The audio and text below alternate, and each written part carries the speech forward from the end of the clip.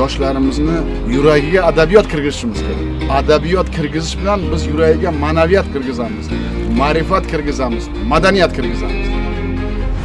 Endi bu maskan haqiqiy ma'rifat maskaniga aylanishi kerak.